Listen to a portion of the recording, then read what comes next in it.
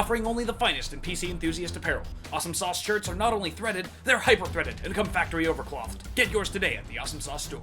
What's up, guys? So it wasn't too long ago when we all went crazy over the big release of Nvidia's GTX 980 Ti.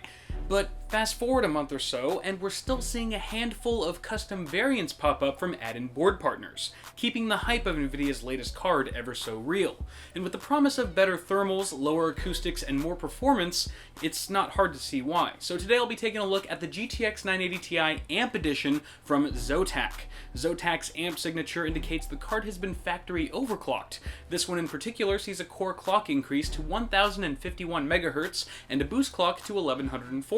Over the reference model, that's a 51 and 65 MHz boost respectively, but I quickly found in my testing that the card's boost clock was able to hit around 1250 MHz due to the favorable thermal conditions in my office. This performance boost brought to you by Lance Armstrong. Here are the rest of the specs, including the GM200's 2816 CUDA cores and ample 6GB frame buffer at the reference speed of 1753 MHz. Keeping things cool on the dual-slot card is Zotac's Ice Storm cooler, which features three 90mm fans that stay put until the GPU is under load, in order to save power and suppress fan noise. The acoustic aid is wasted here, however, as the fans are virtually inaudible even when they do spin up, and that's at just 2 feet away from me with the case's side panel off. No wind noise, no high-pitched whirring of any kind. I mean, at one point I had to physically get up to see if the fans were actually spinning, and sure enough, it was exhausting. No, not the card. Physically getting up. So kudos, Zotac. Not every vendor can make a high-end card as quiet as this one, let alone one that gets me off my ass. The large aluminum heatsink and copper heat pipes are partially enclosed by a gray shroud of metal and plastic construction, accompanied by some water transfer printing that gives the card a sporty carbon fiber appearance. While the cooler's length of 301mm is reserved for larger chassis, Maxwell's acclaimed power efficiency is suitable for more modest power supplies, sporting at least one 6-pin and one 8-pin PCIe cable. On the same side as your power connectors, you'll find some Zotac branding in the center and a small section of the full cover backplate that reads, "Push the limit." Quite simply the most clever insertion of a quick start guide I've seen to date. A nifty aesthetic trait of the backplate is that it extends past the PCB and wraps around the front of the card where it meets the fan shroud, effectively hiding the fin array for a more uniform look. Finally, at the back you get the same video outputs as found on the reference model, including dueling DVI, HDMI, and 3 display ports for 4K resolution at 60Hz. For benchmarking, I used my 5820K system running Windows 8.1, and was able to push the limit of the card's factory clock speed to 1473 MHz, a seemingly negligible 1-2% increase over my reference overclock. Temps in all my tests maxed out at 68 degrees Celsius, a solid 17 degrees cooler than the reference card. Hopefully this means we'll see some noticeable performance gains via GPU boost, as we now have a higher thermal ceiling for our GPU temp target. As I mentioned earlier, the fans on the AMP edition were so quiet that I'm still trying to shake off the uncomfortable silence between us. So let's fire up some melodic mayhem as we check out the benchmarks.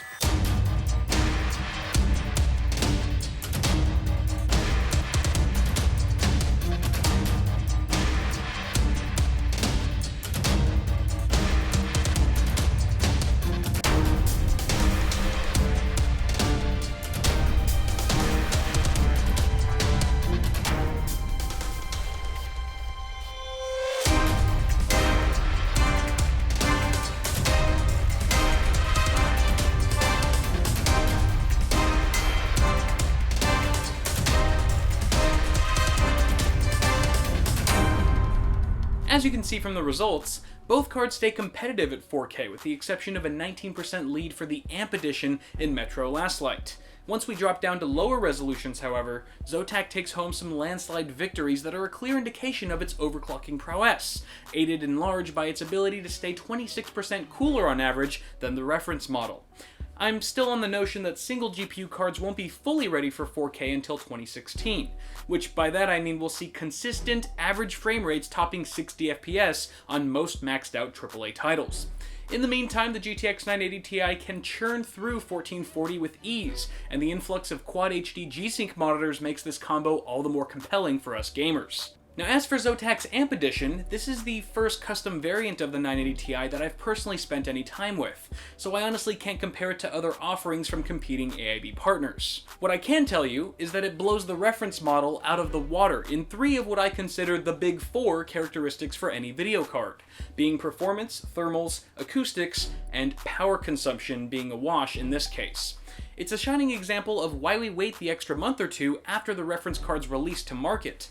And while I personally agree that Zotac's loud and proud, sporty aesthetic isn't for everyone, I have to admit that it checks all the boxes for what I look for in a card at this price point. But let me know what you guys think of this thing in the comments below, and don't forget to toss me a like on this video if you enjoyed it. Before you go, check out my store where you can pick up an awesome sauce shirt, not like this one. And in case you didn't hear, my CPU cooler shirt is back in stock, but is quickly selling out again, which makes me wonder how many of you were watching me naked beforehand.